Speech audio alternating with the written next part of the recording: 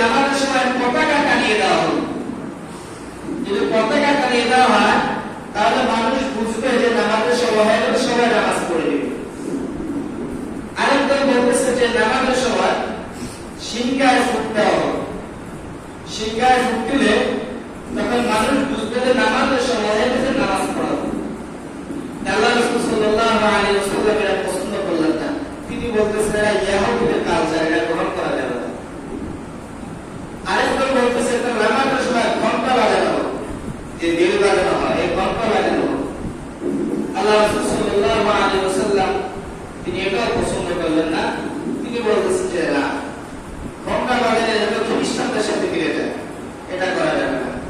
একজন সাহাবী ছিলেন হযরত যায়েদ বিন আব্দুল্লাহ রাদিয়াল্লাহু তাআলা আনহু। তিনি মসজিদ থেকে বের হয়ে গেলেন, তিনি বাসায় নিয়ে গেলেন। ঘুমের মধ্যে কে যেন আয়েশা তাকে আযানের বাক্য শিক্ষা দিচ্ছে। তাকে আযানের বাক্য শিক্ষা দেওয়ার সাথে সাথে সে সকালবেলা রাসূল সাল্লাল্লাহু আলাইহি ওয়াসাল্লামের কাছে আসে। আয়েশা বলতেছে, ইয়া রাসূলুল্লাহ, ইয়া হাবিবাল্লাহ, গতকালকে মশওয়ারা শেষ করে আমি বাড়িতে যাওয়ার পর রাত্রেবেলা কে জানি আয়েশা আমাকে আযানগুলো, আমাকে বাক্যগুলো শিক্ষা দিয়েছে। তখন আল্লাহ রাসূল সাল্লাল্লাহু আলাইহি ওয়াসাল্লাম বললেন, বাক্যগুলো কি?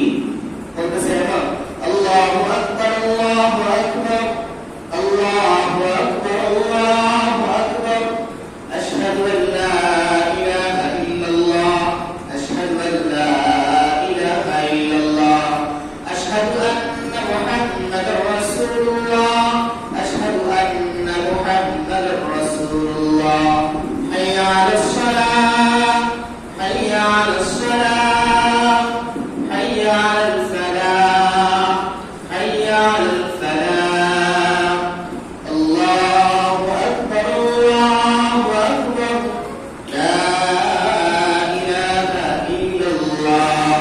আল্লাহ রাসূল সাল্লাল্লাহু আলাইহি ওয়াসাল্লামকে আযানের বাক্যগুলো যখন শোনা হলো, আল্লাহ রাসূল সাল্লাল্লাহু আলাইহি ওয়াসাল্লাম তার পরিবারে হযরত বেলাল রাদিয়াল্লাহু তাআলা বলেন, বেলাল এদিকে আসো।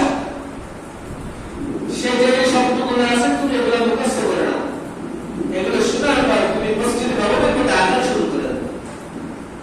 তুমি মসজিদ নববীর মধ্যে আযান শুরু করে দাও। আল্লাহ রাসূল সাল্লাল্লাহু আলাইহি ওয়াসাল্লামের কাছে যখন এই শব্দগুলো বলা হলো, তখন আল্লাহ রাসূল সাল্লাল্লাহু আলাইহি ওয়াসাল্লামের কাছে অনেক পছন্দ হলো। বলতেছে এটাই সর্বোত্তম, এটাই সর্বোত্তম।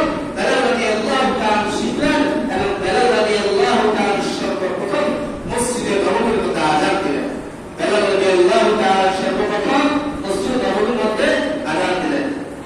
মদিনার আকাশে কারণে আল্লাহ রাসূল সাল্লাল্লাহু আলাইহি ওয়াসাল্লাম দীর্ঘদিন কষ্ট করার পর, কষ্ট নির্যাতন সহ্য করার পর মদিনায় হিজরত করলেন।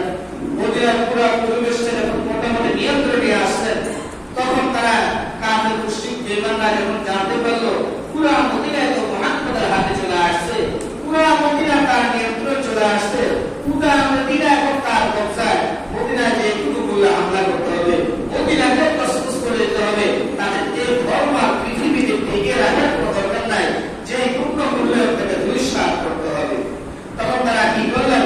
মদিনার যে ইহুদিরা যে লিডার আব্দুল্লাহ বিন উবাই ইবনে সালুল, তাকে তারা চিঠি দিলেন। চিঠির মধ্যে বলতেছেন, ইন্নাকুম আরাইতু সাহিবানা ওয়া ইন্না নুকসিমু বিল্লাহি লানুকাতিলান্নাহু আও লাতুখদিলান্নাহু আও লানাসিরান্না ইলাইকুম বিআজমাইনা হাত্তা নাকুতুল মুকাতিলাকুম ওয়া নাস্তাবিহা নিসাবুকুম। বিভিন্ন ধরনের হুমকি দিতেছে, বলতেছে যে তুমি আমাদের সামনে যে তোমরা সেখানে জায়গা দিছো, আমরা তাকে অবশ্যই তাকে আমরা হত্যা করবো। তোমরা তাকে হয় থেকে বের করে দাও, মদিনা থেকে বের করে দাও, তাকে বন্দী করো, তাকে হত্যা করে যে কোনো মূল্যে না হয় আমরা তোমাদের পরিবার, স্ত্রী পরিবার, পরিজন যারা সবাইকে আমরা মেরে ফেলবো। এভাবে তারা কি করলো? তাকে হুমকি দিল। তখন সে কি করলো? ওই মূর্তি পূজক যারা আছে, কাফের মুশরিক বেঈমান, সে তাদের সাথে আঘাত করে কিভাবে ইসলাম ধর্ম মুসলমানদের বিরুদ্ধে যুদ্ধ করা যায় সে একটা আগ করে নিল, সেভাবে একটা ষড়যন্ত্র করা শুরু করে দিল। মদিনার মধ্যে যে সমস্ত মুহাজির সাহাবীরা ছিলেন, যারা আনসার সাহাবীদেরকে যারা সাহায্য করেছিলেন, অর্থাৎ